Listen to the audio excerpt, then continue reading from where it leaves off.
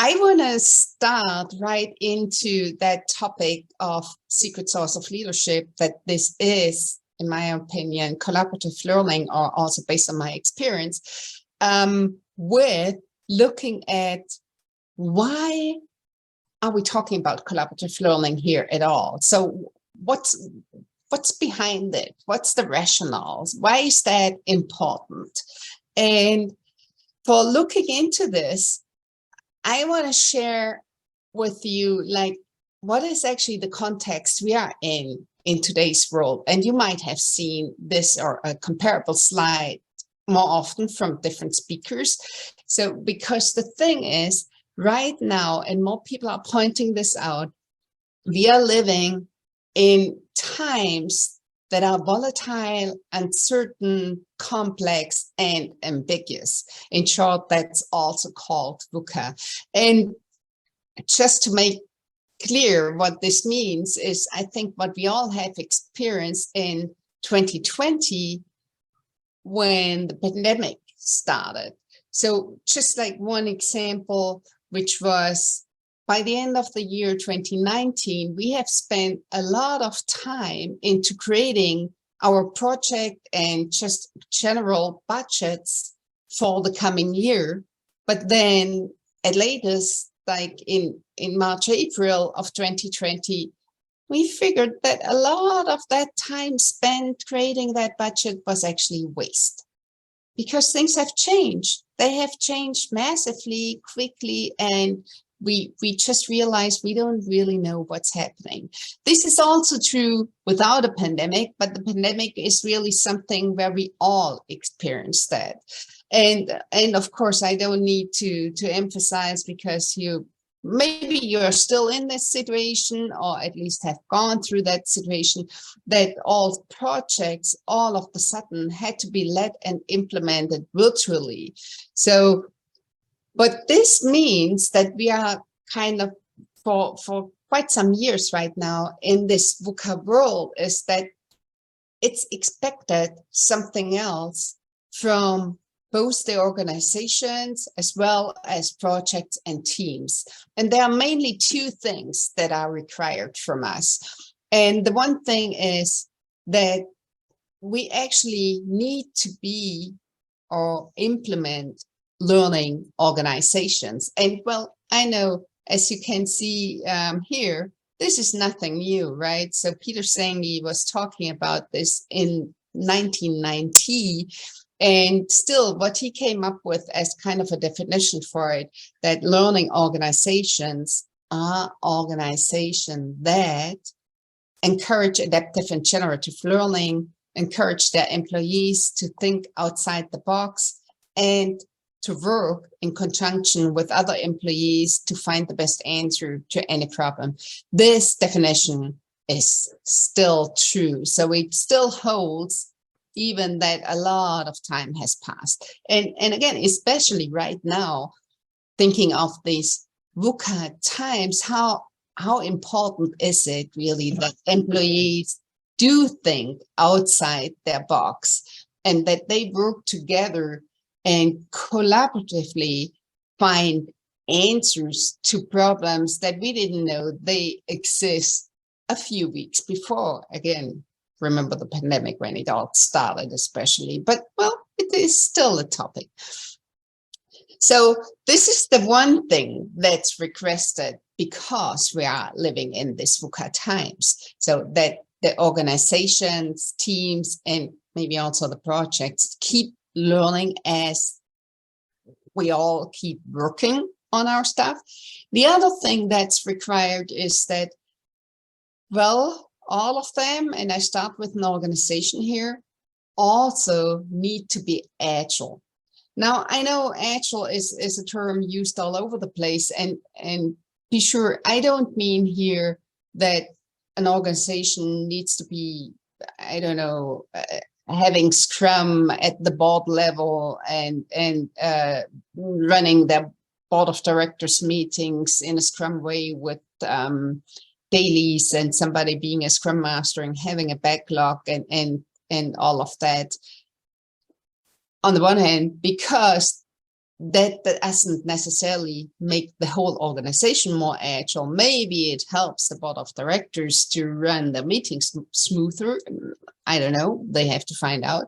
However, what I really mean here with that it's required to have an agile or to implement an agile organization is in the more literal sense, which is being agile means being flexible, adaptive, being able to learn, being nimble, and all of that. So responsive, fast, that these are the things that are needed both from organizations and teams. And I want to look a little bit into this, what this means or could mean. And an agile organization is also called, which is maybe a funny expression, a bossa nova organization. And the term comes together from, as you can see here in that graphics, on the one hand, by looking at something that's called beyond budgeting. And just if you think about that example that I brought before, that, well, people have been working hard on their budgets at the end of 2019, just to discover at the beginning of 2020 that all that work and time, or a lot of this, was wasted. But also, at least what I have seen a lot, the same is true for any kind of project. And especially if we look at several projects in parallel, for example, at the start, we have like buckets of money for the project, but then things are changing and we might need more, or we don't need all of that, but it is already in that bucket for that project. And therefore it's kind of a fixed frame, although things are changing. And not sure if this is true for your company, but what I see a lot then, for example, if the project needs not as much money as first like put into the project's bucket, well, it is still spent. It is still spent on any kind of stuff. It could be like on training or on whatever, but it's hardly ever returned, because we know if I'm the project leader and I have asked for that amount of money, if I ask next time, and then people would say, well, we know Jutta always asks for too much money, therefore we don't put as much in the bucket. But maybe this time the project is completely different and it is needed, and things are changing in the way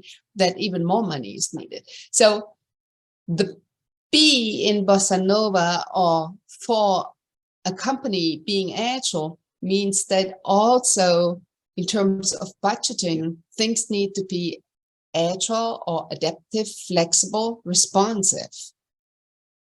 Another thing that's important is what's here shortened with the OS, the open space. It is that, well, we don't have the possibility anymore in this VUCA context to limit people to their job descriptions, but instead what we need to do, and this is kind of like what's happening in an open space facilitation technique, in case you know about this, and in case you it's not so important in this case, but this is where it comes from. So instead of limiting people to their job descriptions, it is about using their full potential and innovative power. So it's not about coming up with a job description and putting people in that box, but rather look at the people and see what kind of potential are they bringing, what is their passion, what can they and want to work on, what kind of innovations can they bring in order for all of us as a company to be fast, flexible, adaptive, and so on. Then we have the S here again, which is the part where we look at, well, on the one hand, power structures, but also on the way how we make decisions. And the S stands for sociocracy. And the thing is that as long as you make decisions mainly in a centralized manner, then it means, well, we are too slow for that book overall. That's the one thing. And the other thing is that the decisions we are making are too single-sided. So what we really need to do is to bring in different perspectives and hear all those different voices, and then jointly come up with a decision in a decentralized manner.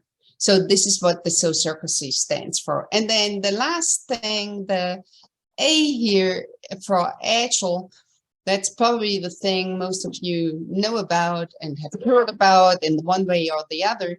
But Agile is really mainly about getting regular feedback and keep learning from that feedback, learning what has happened in the past, what needs to change for moving ahead toward the future. So this is, again, what's necessary in that vocabulary to, on the one hand, implement a learning organization or learning teams, and on the other hand, that Agile organization or Bossa Nova organization. So the important thing here is to understand that we cannot do this alone. And I want to point that out or emphasize that with the quote from Sri Gopal and Tiffany Clark, who said, no single entity or sector, no matter how large or powerful, can solve the complex problems in our current systems.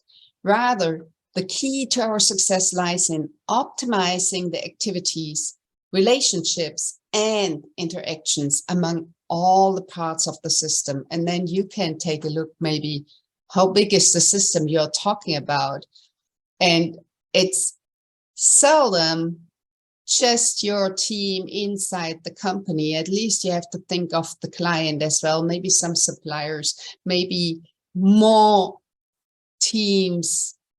Don't want to say silos, but on the other hand, this is what I often see in your same company. So we have to reach out and ensure that we build those relationships and we interact with each other in order to solve those complex problems.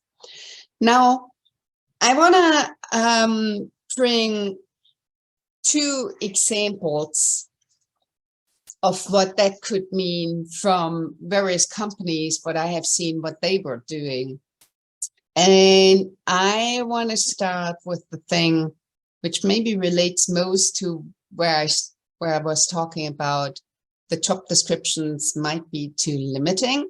And that's often also true in how we build teams. So this slide is an example from a client of mine, and it is a company building an ERP system. Not, well, I guess I didn't say that I'm based in Germany, but it's not the big German one that you might know. It's a smaller one.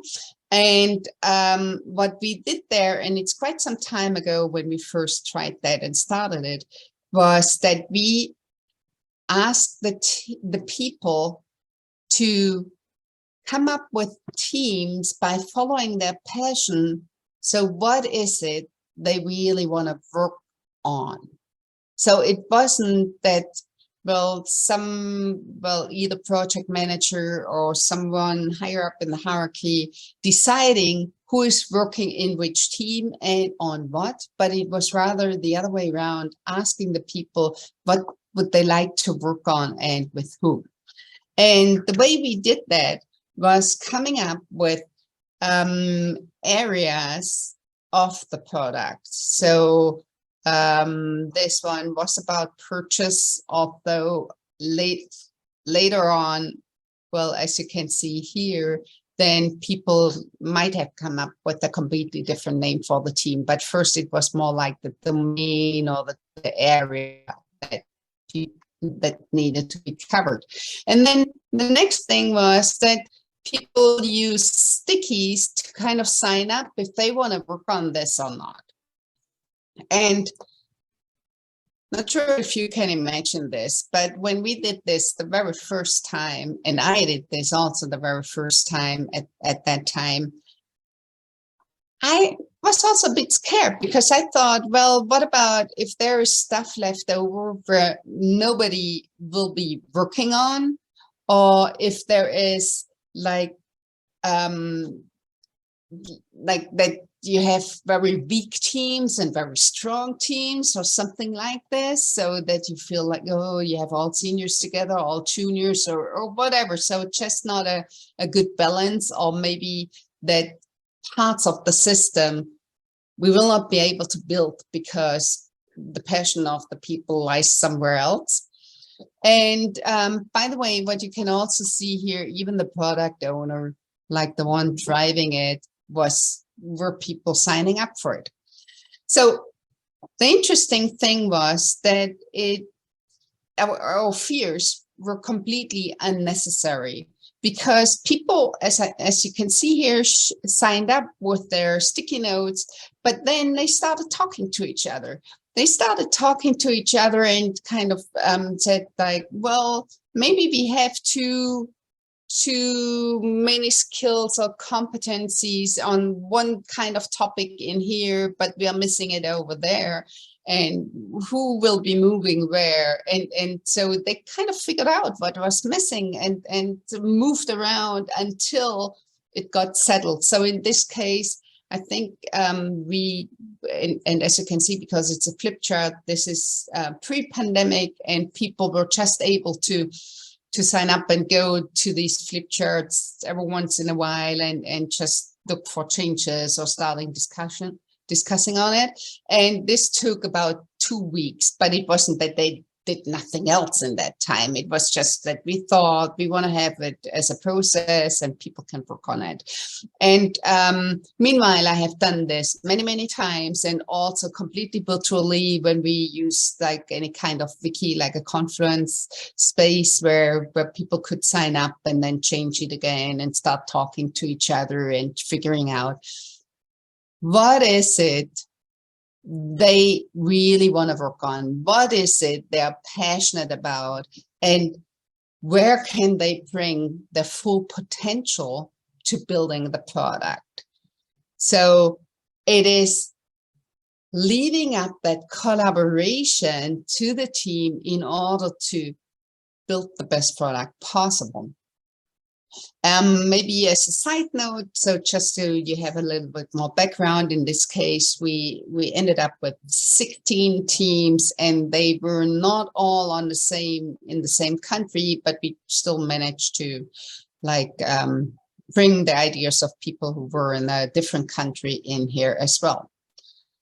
Another example I want to share goes again a little bit more into budgets. It's not directly, but indirectly related to projects as well. And here it is an example expense sheet I want to bring up here. The thing is, for these expense sheets, or how you get reimbursed for whatever your expenses are, most companies have very strict rules and guidelines. And kind of the weird thing is that those rules and guidelines more or less signal that, well, we trust you to work on this $1 million project, but we don't trust you to buy, for example, a decent camera or book a decent hotel or whatever, and therefore we need those rules and guidelines, so in order you are not overspending. And there are quite some companies, some of them agile, some of them on the journey of being more agile, where people said, well, this doesn't allow us to be as dynamic, flexible, fast, responsive as we need to be, and more important, it also feels to us like we are not trusted. And so we would like to change the way expenses are kind of controlled, if at all, and want to explore what else is possible. And I have a few examples, like one is the company called IT Agile. You see the logo of it on kind of it should resemble a high-speed German train. It's a German company, and well, as you can see, Agile is already in the name. And so in this case, people said, well, it is really weird that it seems nobody's trusting us on our expenses, and here especially it was travel expenses. And so the company, from both the top, but also some people, kind of representatives from like developers or so on, they explored possibilities, and over time they settled with just 3 principles. And the 3 principles they had, instead of their strict rules and guidelines, was about, well, whenever people had expenses they wanted to get reimbursed for, that, well, the way they spend it has to be legal. Well, that's maybe a given, but still they felt like they want to say that. The next thing was that they said, well, and you have to be like sensible in the way how you spend the money, but nobody really explained what that meant. And the third thing was that they said, well, because this was all about travel expenses, the third thing was, well, if you are expending money, still take care for yourself. And what this meant was really kind of what they came up with or experienced over time. So I think about half a year after they started experimenting with that and tried different things and discussed ways of how to do that and what can work and what can't, I talked to the CEO of the company and I asked him, well, how's it going? And he said, well, actually, we have settled with these 3 principles by now. So this was also a collaborative learning exercise. And we found that, now talking about trains here, we found that about 30% is traveling on first class and the rest is traveling second class. So in Germany, we don't have more classes than the 2. And then before I could even ask a question or comment on it, he said, well, and not that you think first class is what top management is using. It's actually the consultants. And everyone is happy with that because people say, well, the consultants are traveling the most and therefore first class for them is really important. Whereas for people who travel every once in a while, it's not so important. So the big learning for them there, and hopefully for all of us here, is that treating everyone equal doesn't mean treating everyone fair. And very often, if we have these strict rules and guidelines, we cannot adhere to that. The system is not flexible enough to really incorporate like the differences in needs. So they found a way how to deal with that, and it seems it's all fine for them. 2 other examples here. And the one is Miles, who got a bit further. It's a Norwegian company, and Miles decided to have just like one principle, and for all expenses, no matter if it's travel or something else. And the one principle is, when people are spending money, they have to record it on the intranet saying how much and for what. And so they rely on like other people in the company asking if something doesn't look like it would be right. And it seems to work well for them. And the other example is, maybe you know them, Roche, a huge pharmaceutical company. They gave up on travel budgets and they introduced full openness and transparency. And what they figured was this kind of self-management and also self-control led to a reduction in the overall travel costs. So sometimes, and I come back to this later, and maybe many times, trust can be cheaper than control. However, my main point here is that what all of these companies were using was collaborative learning. So most often the idea of making a difference here came from any kinds of developers, employees, and then they tried different things until they settled for at least a while on one way of working with that. Okay, so this was kind of the why with some examples. Now I want to move on and go towards what are actually ingredients for collaborative learning. And based on these examples that I just shared, and actually also some other examples, but a colleague of mine and I have found out that there are really common values that we can see in these companies who are doing that. And these common values probably are not a big surprise, because they are basically also the values that you see in Agile.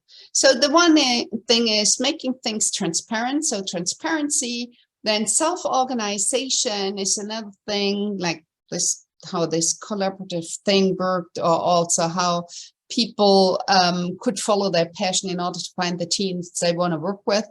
Then constant customer focus. Well, we are not doing it for just the fun of it. Well, or maybe the fun is to have the customer focus. And then continuous learning. And there's also a full definition with it.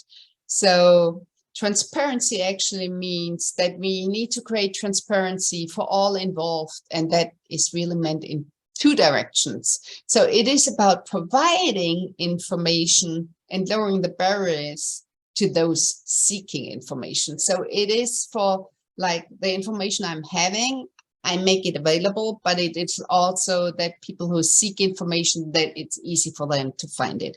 Transparency, by the way, doesn't mean that everything is made transparent like all the time to everyone. Actually, I wouldn't like that, because that would be, so I personally, other people might like that, but I personally dislike it because it would be information overflow for me in my way of working. Then self-organization is about using accountable cross-functional teams that select themselves and follow their passion with responsibility. This is basically what you have seen in this example from the ERP company. Then we have the customer focus that we have seen as like an underlying value of all these companies working in a way like that, which is about focusing right on every aspect of the company, no matter if it's product and process, structure and strategy, and individual and contributions and people. All focuses on the customer. So all of the doings, all of the activities. And then lastly, the continuous learning is a value that we have seen all over the place, which is about always learning, contribute to others' learning, get feedback and adapt. So the interesting part is not only that individuals learn, but they also contribute to other individuals' learning.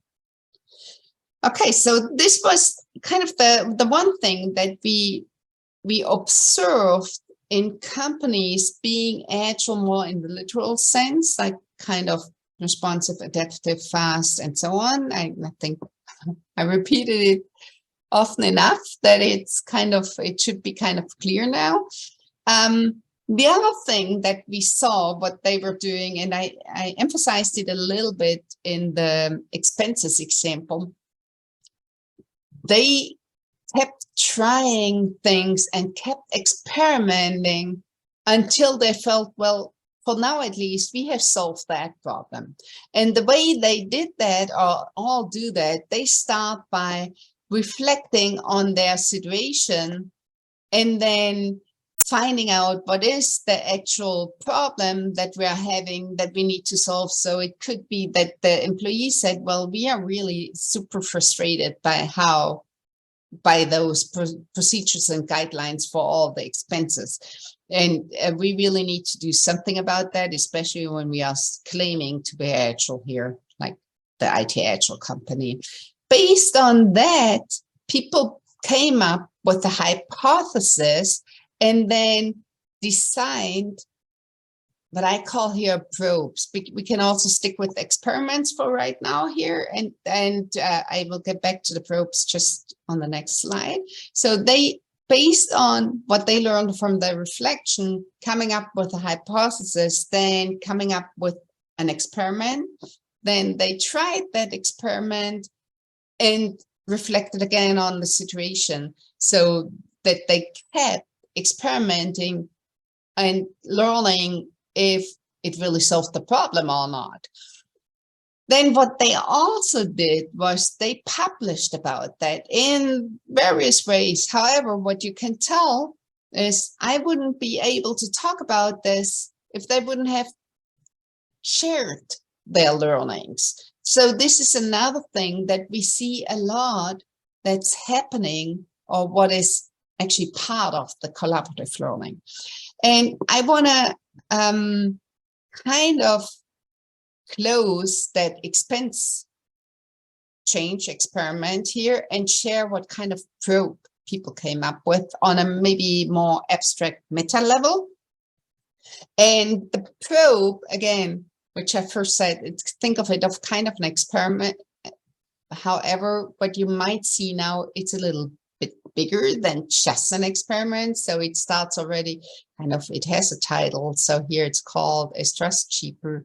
Then there's a background information, which is the result of reflecting on the situation. So they kind of in a short way, abbreviated, it says traditional travel expense procedures are burdensome and assume that people can't be trusted. Then they came up with a hypothesis. For example, such procedures cost more than they're safe and are demoralizing.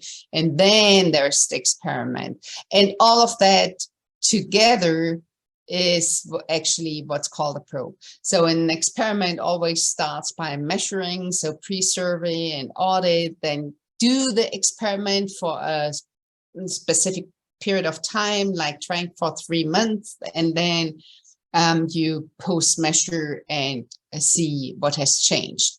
And whatever you are trying, if you want to address exactly that part, like the expense procedure, you can try and run with the 3 principles. For example, I just shared from IT Agile. You can use the one for miles, or you can come up with something completely different, which is what your group comes up with. And then you try and see what's helping you and what doesn't. So this is just one example probe. And my point here is the kind of the core ingredient for collaborative learning is probing. And this is just like one example. I want to give one other example. And just so you know that the probes can be small, they can be big, but they can be really small. And the really small probe that I want to share here is from a bank. And by the way, this picture is something I found on the internet. It has nothing to do with that bank. It was more like my imagination of how this bank's room for the meetings of the board of directors is looking like. And so I'm sure in that bank actually it looks completely different.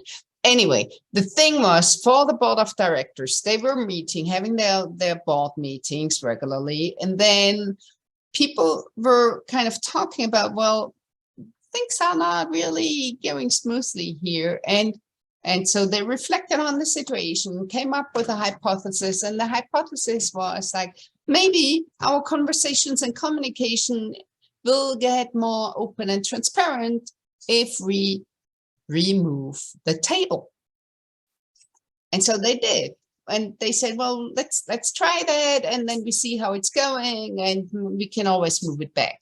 So as I said, this is a small probe. At least I think it is a small probe to move a table, except if you have a room like that where it looks like it's really screwed on the floor and can't be moved and it's too heavy. But again, I don't think that's correct for that bank, and maybe you need to find a different room where you meet. So anyway, they removed the table and kept regularly going through their board meetings.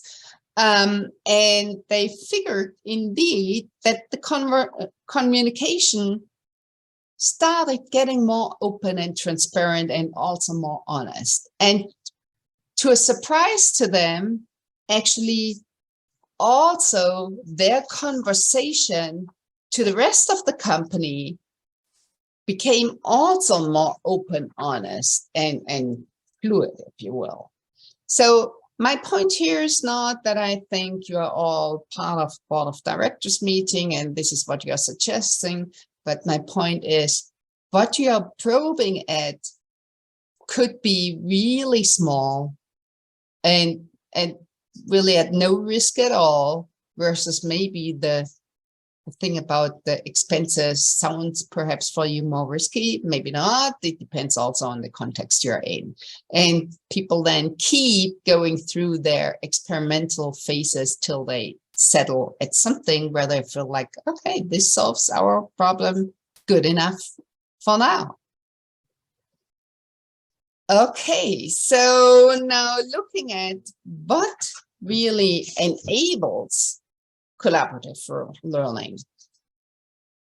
First of all, we have to look at personal development. So all of us, all employees, all team members, everyone needs to keep developing. And it starts by regarding failures as learning possibilities. And if you think about the values I shared before, the important thing is as well, make it transparent. Make it transparent what you learned from what kind of failure, because only by role models, other people will follow. Then another thing is learning and teaching, that both of them are really required by everyone. So it's not kind of like one team is the innovative team or innovation team, but it really is something that needs to be done by everyone. And actually, I want to add all the time. And then sustainable improvement means that we continuously reflect and improve, and everyone has to act self-responsibly here. Now, I don't know, perhaps this is something you're doing. Maybe this sounds very easy to you. Maybe it's completely the opposite. And this is what I see in quite some companies, that it's not easy to regard failures as learning possibilities, not speaking about making transparent what failures I made led to what kind of learning. And there's a reason for that. And that reason is the culture we are in, or the context we are often in. And this actually has also a name. So what we often see is that there is self-protection happening via what's called impression management. By psychologists actually came up with that term. And what's meant with that? So first of all, the thing is that really, no matter where you go or where you look at in your team or in your company or anywhere, that nobody wants to look like they are ignorant or incompetent or intrusive or negative. And so this is really kind of probably a very human thing, that we want to look like we are competent and positive and all of that. However, we often see and experience, and maybe this has happened to yourself as well, that people, for example, are not asking a specific question. So I'm not questioning something that's about to be decided right now because I feel, well, it seems everyone else is happy with it. So probably it's not a good idea to question that. So we kind of learned a way of dealing in these situations, and this is what's called impression management. And so what we learned is that so that we are not looking ignorant, incompetent, intrusive, negative, is that we manage this by not asking questions, for example, although we might have a question and think like, oh, I believe that's the wrong decision. And isn't there a better way? Maybe I don't ask that because I'm afraid. Another thing that I might not do in order to look competent is admitting I'm not admitting mistakes, or in order to be not looking not like I'm being intrusive, I might do this by not offering any ideas. And it's in the same way as not appearing to be negative, I also will not critique the status quo. However, by this impression management, we really feel team moments for learning. And as I said before, learning is really the important thing. And this all goes back to what is called psychological safety, which has been, well, it goes back further, but really brought into the nowadays world by Amy Edmondson, who says psychological safety is a belief that one will not be punished or humiliated for speaking up with ideas, questions, concerns, or mistakes. So we need a culture where the learning is actually possible, and the individual learning also by making maybe mistakes, or just in general by coming up and speaking up with ideas, or having questions and so on. But also on the team context. So it's not only for individuals, but it's also on teams. So this is what we really need to work on. So we need to create psychological safety. And how do you do that? As a leader, you define tasks as learning possibilities. And yes, I'm not talking about something that are really simple and people have done hundreds of times, but it is for tasks that are especially complex, and ensuring that people understand that we all know there are always uncertainties and dependencies, and that this means that we will never know what happens. Therefore, we just what we can do, we need all brains and all voices in order to find out what's going on here. And we are not asking people to, well, come up with a plan that's correct and right for the first time. Then another thing as a leader, what you need to do is admit your own fallibility. And by saying, for example, oh, maybe I have overlooked something, or maybe I might look over something, and therefore I need hints and questions from all of you. And no matter if you are like peers or subordinates, and it's just important for all of us to deal with that VUCA world here.